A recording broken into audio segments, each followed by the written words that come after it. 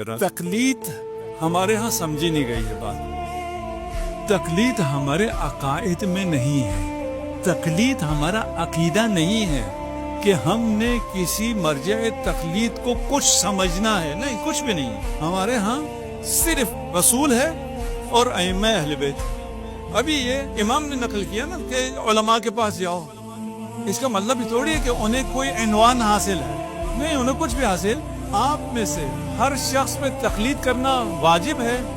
بالکل بھی ہر شخص پہ تقلید کرنا واجب نہیں ہے. تقلید نہ عقائد میں سے ہے، نہ ہی تقلید کرنا واجب ہے. میں ادھر والوں کی طرف سے تو نہیں بول رہا جو نہیں کرتے تقلید ہیں. بھئی بات سمجھ میں آنی چاہیے. وہ مغالطہ کرتے ہیں، وہ غلط بیانیاں کرتے ہیں. وہ یہ کہتے ہیں کہ یہ جو مجتہدین کو کہتے ہیں مانو، یہ جو کہتے ہیں مراجع کو مانو، یہ جو کہتے ہیں تقلید کرو، یہ انہیں کوئی حیثیت دیتے ہیں. ہم تو صرف ائمہ کو مانتے ہیں. کس نے کہا ان کی کوئی حیثیت ہے؟ کوئی حیثیت نہیں، کچھ بھی نہیں ہے. سب کچھ شریک کا حق، حلال و حرام کا حق صرف اللہ کو ہے اور کسی کو بھی نہیں. رسول اور معصوم صرف اس حلال حرام کو بیان کرنے والے ہیں. ہمارا بالکل مختلف ہے. تشیع بالکل مختلف ہے. ہم اس معاشرے میں رہ کر یہ سمجھتے ہیں تشیع بھی وہی ہے. نہیں، بالکل یہ اکثر مختلف ہے. ان سب کو سمجھنا ہوگا. ابھی وقت نہیں ہے. میں ویسی ذہن میں آ گئی یہ بات. یہ میرا موضوع نہیں تھا. یہ سمجھیے گا کہ ہمارا مکتب جوہراً فرق کرتا ہے. بھئی ایسا نہیں ہو سکتا کوئی در علم پہ رہے، کوئی در علم کو چھوڑے اور ان میں کوئی فرق نہ. ہم ان کی طرح نہیں ہیں.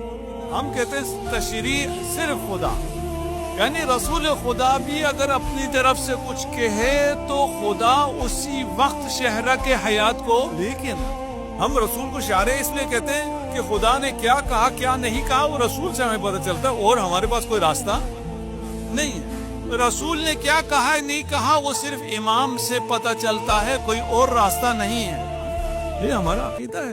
اور جو ہمارا عقیدہ تشیع کا اتنا مضبوط عقیدہ ہے، توحید یہی ہے، سراسر توحید یہی ہے. اس کے علاوہ اور کوئی توحید کسی اور کے پاس ہو سکتا ہی نہیں ہے، ممکن نہیں ہے. اتنا مضبوط مذہب، اس کا اتنا مضبوط نظام جس کے خلاف یہ صہیونی طاقتیں ہیں اور ہم بھی لگے ہوئے ہیں.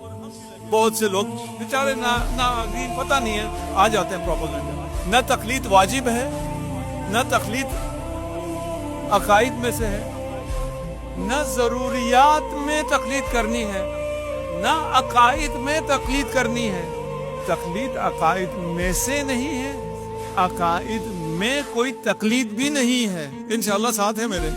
جس چیز کا آپ کو پتہ ہے ضروریات میں سے ہے، صبح کی نماز 2 رکعت ہوتی ہے، اس میں تقلید ضروری ہے؟ کوئی تقلید کی ضرورت نہیں.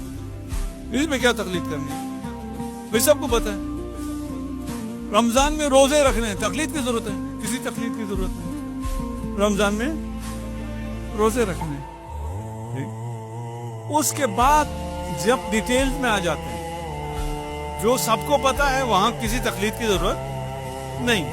جو مجھے پتہ نہیں ہے وہاں تقلید ضروری ہے، وہاں بھی تقلید ضروری ہے. یہی تو آ جاؤ نا کہ یہاں تقلید ضروری ہے، یہاں بھی تقلید ضروری نہیں ہے. پھر کیا کریں؟ خود سمجھ لو ڈائریکٹ. عام انسان سمجھ سکتا نہیں سمجھ سکتا؟ بالکل سمجھ سکتا ہے. یہ مجتہد عام انسانی تو ہے اور کیا ہے. کس نے کہا عام انسان نہیں سمجھ سکتا؟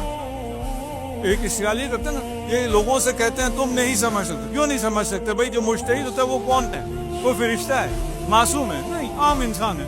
اگر وہ عام انسان سمجھ سکتا ہے تو میں عام انسان بھی سمجھ سکتا ہوں. لیکن سمجھنا کسے ہے؟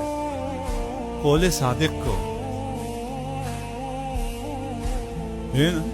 اب میں بغیر کچھ کیے، بغیر کسی محنت کے، حتیٰ مجھے اردو پڑھنے لکھنے بھی نہیں آتی، قرآن سیدھے سرے سے پڑھنا ہی نہیں آتا، کتابوں کا مجھے پتہ ہی نہیں ہے معصوم کی احادیث ہوتی کہاں ہے. اور میں کہوں میں سمجھ سکتا ہوں، بھئی تو اپنے آپ کو نہیں سمجھ سکا.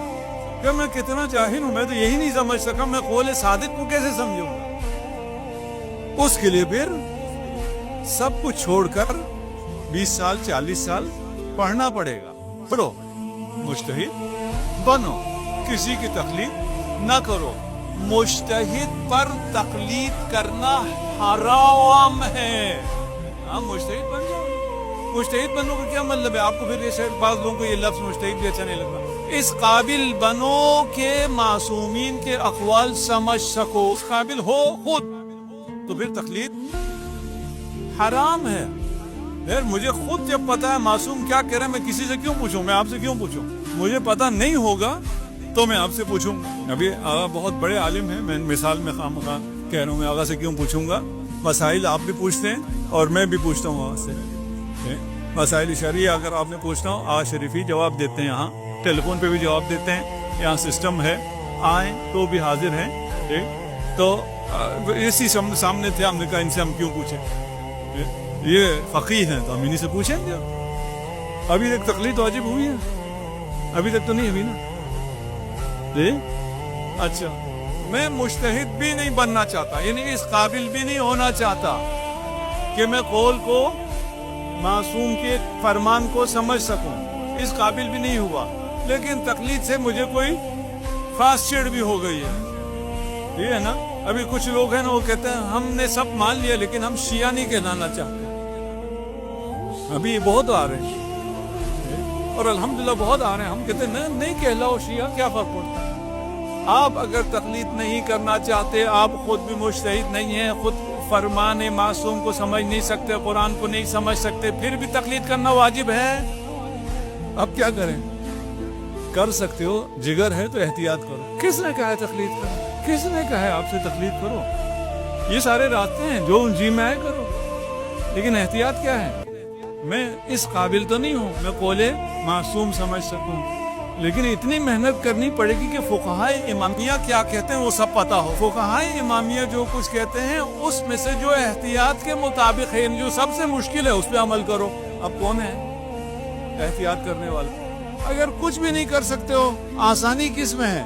तकलीद कर लो। शायद आगा शरीफी ने सुनाया था, हज पे थे, इनसे किसी ने मसला पूछा, उसने उससे पूछा भाई आप किसकी तकलीद में? उसने कहा मैं तकलीद वकलीद नहीं करता। उसने कहा मैं किसका मसला बताऊं आपको?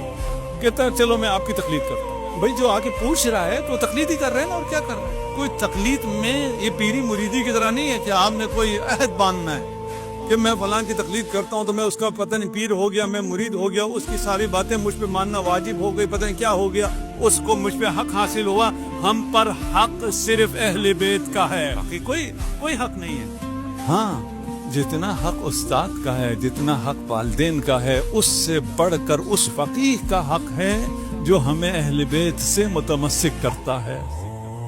ये चीजें अगर समझ में आ जाए तो कोई एक बच्चा भी गुमराह नहीं हो सकता, मुमकिन नहीं। हमारी भी गलती है, हम नहीं समझाते, और आपका भी बड़ापन है, आप समझ में आते नहीं है, दो तरफा है। तो आजकल ये सोशल मीडिया और ये चीज़ें हैं जिसके ज़रिए पहुंचा जा सकता है, ये हम पर, आप पर, उलमा पर। और उलमा से मुराद सिर्फ ये नहीं जिसने पगड़ी बांधी, आप सब उलमा हैं। जो बाहर लोग हैं उनकी निस्बत आप उलमा हैं। ये जो इमाम ने फरमाया है कि उलमा की महफिल में इन्हें आप लोगों के साथ बैठना, हर शख्स बेहसब आलिम है। जितना आप अहले बैत, आलिम हकीकी सिर्फ आले मोहम्मद।